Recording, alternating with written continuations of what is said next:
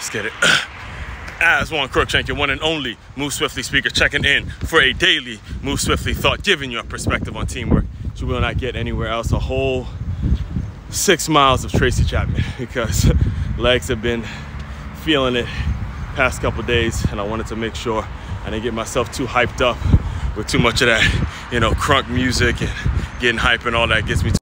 I needed to make sure mellowed it out, a nice, solid, cool, refreshing. It's my woman likes to point out, I like to say.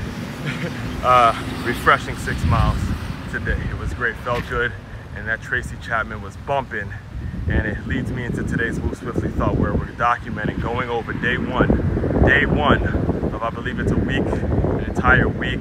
I'm only gonna be a part of it about 3 or 5 days, I think it is, so may not do a whole full recap, but just pretty much day one of the visit.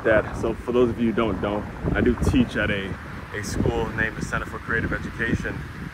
The name of it is the Foundation School. They turned it into the Foundation School, but it started out as the Center for Creative Education. And this entire week I primarily work with the 4th and the 5th graders. So I've been fortunate enough to be a part of a group project in which they've been a group of kids from London,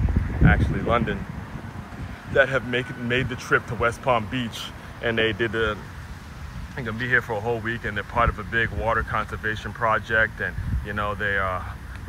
we started off yesterday just really getting to know each other, and we've had lunch at a high-end restaurant named Lot 26, where the kids were able to make their own desserts, and they served us lunch and all that kind of stuff. And it was really just a matter of ice-breaking, getting to know each other, and just getting through the excitement of having kids from London, with the accent, and having them align. I mean, the interactions that I was able to kind of witness in that initial meeting when it comes to the kids, it was lovely, man. It was lovely, and it's why people get into education, is to see young minds merge with other young minds and do incredible things, and just give them the platform to know whatever we did as an adult, whatever we're doing as an adult, they can do better. They can have that mentality that their worldview can be a whole lot bigger than ours, and they can make things happen that we could never make happen, right? So just seeing all that come together was an incredible experience, and probably the most rewarding part of the day, or the most thought-provoking part of the day. One of the things that I need to make sure I share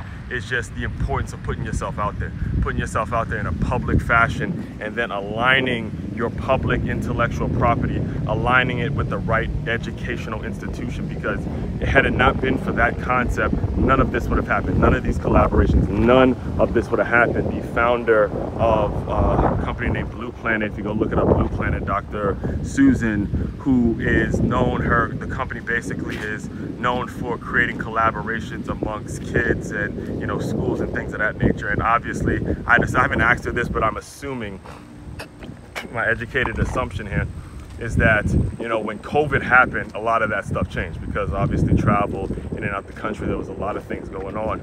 So what happened was CCE, they basically aligned. Basically, when CCE goes out and they are, they're telling donors about what we do, and they're lobbying, and they're making it so we're making a difference in the education world, and they're letting people know, hey, we're looking at reading scores, we're constantly interacting, we're constantly engaging kids and learning through the arts and things like that. Blue Planet is primarily the company that they bring up. I remember myself, as I was doing some grant writing for the school as well, that was the primary thing, is making sure you're bringing up Blue Planet when you're talking to donors, because of how well set up Susan has her business, and how it actually is going to benefit the school in the long run, right? So what happened was, yesterday I was talking to several of the teachers who came all the way from London, and the people that organized it, and I was giving them their flowers, man. I was giving them their kudos, because you're gonna think they're like 7 hours ahead of us or behind us, something like that. They had to organize all this stuff. They had to get permission slips from all the parents. I mean, these are kids. These are kids that you're traveling a long way with, and I can't imagine parents just being, signing off and being comfortable with it without it taking a lot of persuasion, a lot of trust within the educators that are with them. So,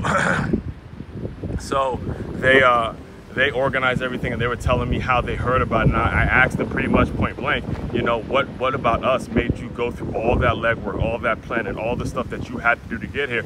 what was it about us that made you say, hey, I'm gonna do it, I'm gonna get this done? And they were like, look, I saw what you guys were about, I read everything online, I read about Blue Planet, I read about the collaborations, I read about how you guys actually, you know, teach the kids in a creative way and use creativity to align everything you're doing with education and all that kind of stuff. And then she just said she just fell in love with what she read online and what it was all about. She had to get it done. And I bring all that up to you because it's important now to take away from it exactly what I took away from it was like, look, let's put everything online in a professional way. This is why you hear me every single day send you to MakeYaMove.com, MakeYaMove.com. You see the Patreon link, you see the podcast, you see just a one sheet, just things about me, whatever it is, everything about how the framework works, all of it is right there. So when people look me up or look up innovative teamwork or look up a situation where they're trying to get the service that I actually provide, it's already right there. You got a lot of competition. I'm not going to sit here and tell you that the competition isn't there,